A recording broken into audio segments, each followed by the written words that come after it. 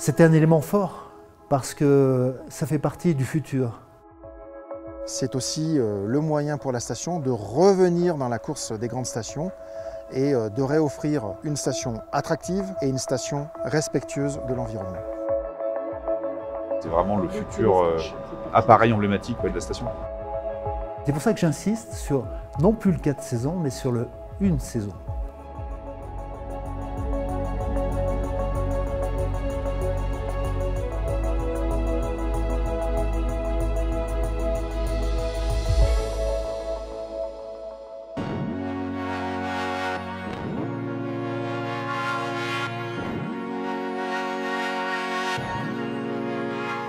La construction du 3S, c'est de permettre à une population de découvrir nos montagnes, une population bien sûr skieuse, vététiste et autres, mais aussi à toutes les populations, que ce soit piétons, personnes à mobilité réduite, de circuler dans des cabines panoramiques où ils vont pouvoir découvrir notre montagne et ce milieu qui nous entoure.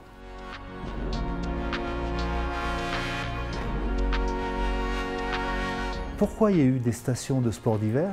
C'est tout simplement parce que les gens n'arrivaient plus à vivre de l'agriculture dans le passé. Et on trouvait une diversification justement avec le développement du tourisme.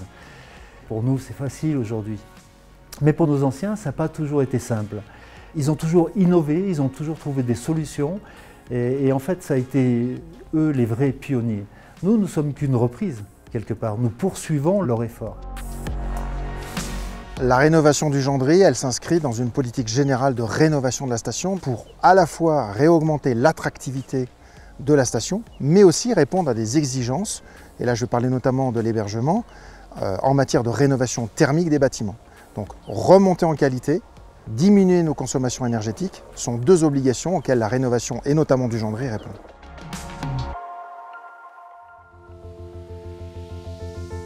La saison d'été, aujourd'hui, elle représente près de 25% de l'activité et on veut monter dans les années futures à près de 30-35%. Et le Gendry, c'est aussi un ouvrage qui est destiné à diversifier nos activités.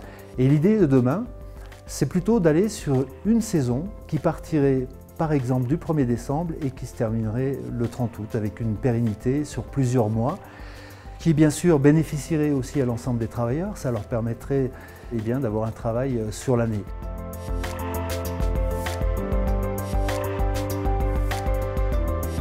Tant qu'il y a du développement chez nous, tant qu'il y a des travaux et tant qu'il y a de la poussière, ça veut dire qu'on pourra continuer à vivre dans nos montagnes. C'est vrai qu'il faut être patient. Alors les touristes qui viennent aux Deux-Alpes, j'ai été agréablement surpris aussi parce que vous savez, les gens disent au contraire « Waouh, quel dynamisme aux Deux-Alpes, ça bouge, ça percute ». Et ça, c'est hyper important. Allez, bonjour à toutes et à tous. Je suis vraiment ravi aujourd'hui d'être parmi vous, surtout pour ce chantier gigantesque.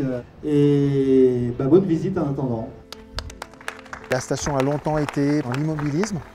Donc aujourd'hui, concentrer l'ensemble de nos efforts sur quelques années, c'est aussi le moyen pour la station de revenir dans la course des grandes stations et de réoffrir d'ici 2024 à la fois une station attractive et une station respectueuse de l'environnement.